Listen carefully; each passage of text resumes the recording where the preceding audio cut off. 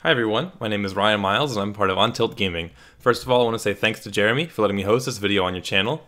Basically what On Tilt Gaming is, if you guys want to see more from us, we're a competitive organization that usually does pretty well at the Grand Prix throughout the season, and our content is designed to help you get better at the game and understand more about the meta.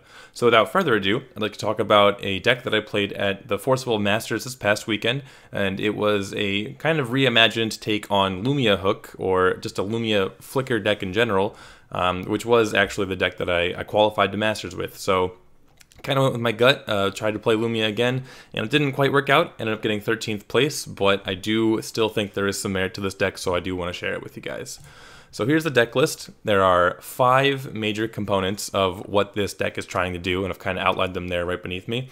If you look at it overall, you'd notice that there's only one Captain Hook, and traditionally the Lumia decks will play a lot of Captain Hooks. They'll play a full 4 copies and some number of Moonbeam Butterflies, and then they'll just try and play as many Captain Hooks as possible and flicker the Captain Hook with Lumia's ability, and really just try and make sure that you have no stones and you have no resources to play the game on.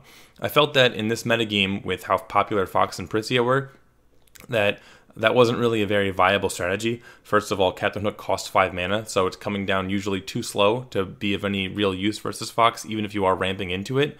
And against Prisia, they tend to play 2 basic stones, so you actually can't lock them out of the game.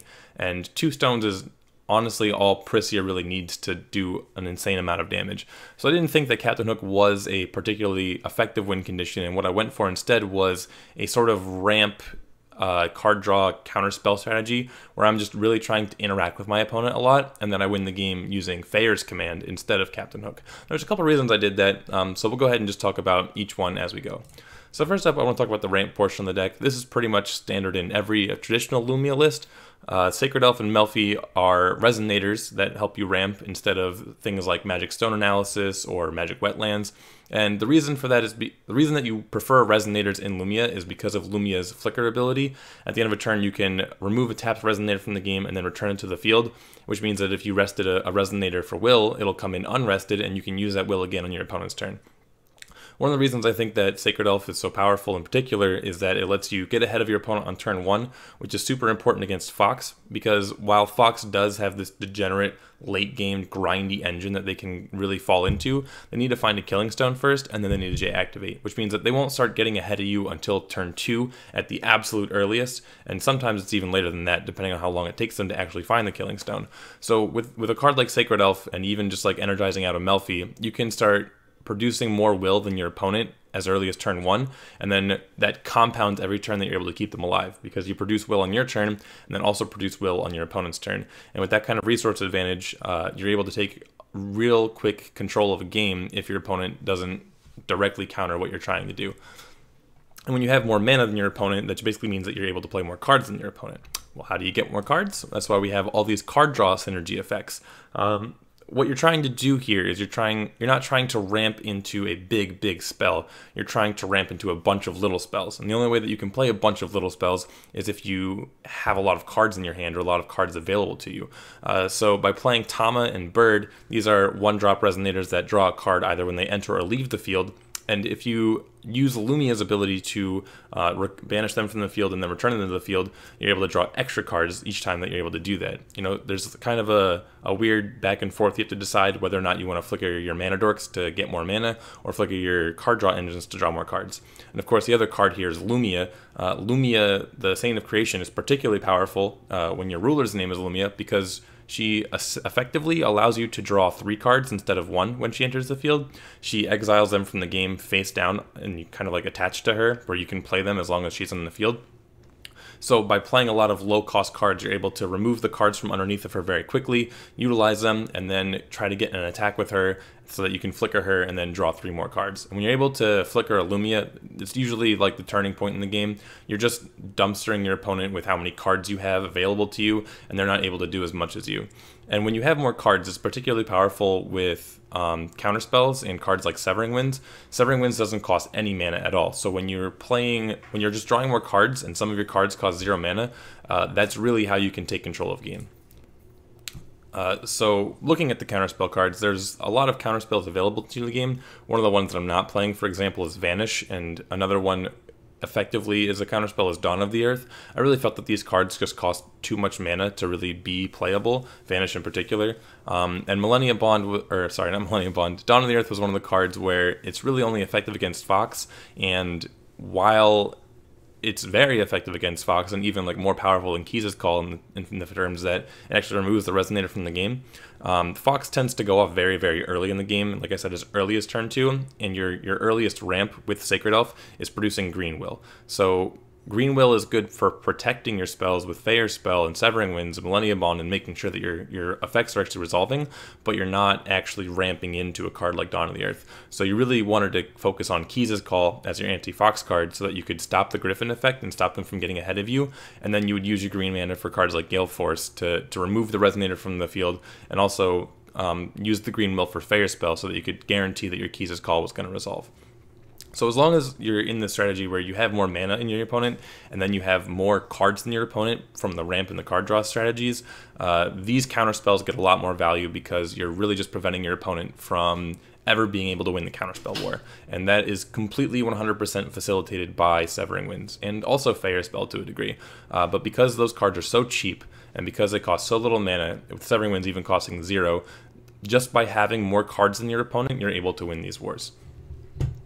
Next up we have removal, and this is just kind of a little bit of extra love in the package where Keys' Call needed to be played over Dawn of Earth because it was strictly better than Dawn of the Earth in terms of doing what you wanted to be doing, just slowing down Fox so that you could find a place to take control of the game. So that left you vulnerable to leaving the Resonators actively on the field. In addition to that, cards like Abdul, very strong against Lumia. Tama and Lumia both need to have their enter the battlefield effect go off in order to let you draw cards. So Abdul was an inconvenience, not as big of a problem as it was really with like a Lumia Hook deck. But there's still something that needs to be answered so that you can really get your engine going.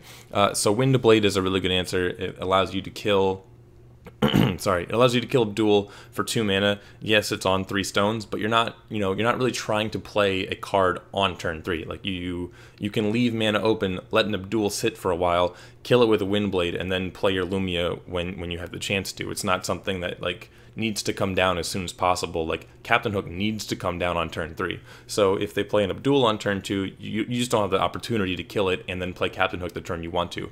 But when you're really just trying to draw cards, Windblade is very effective at removing Abdul like at the pace that it needs to be removed.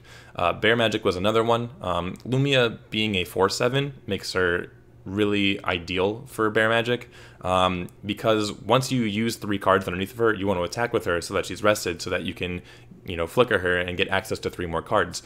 And usually they'll try and block, for example, with a 12/12 flyer and just try and kill her outright. But using Bear Magic, her 4 attack is going to let her beat up the bear, and then also 700 toughness not only lets her survive the bear, but also lets her survive if there's like a Tama in play, for example.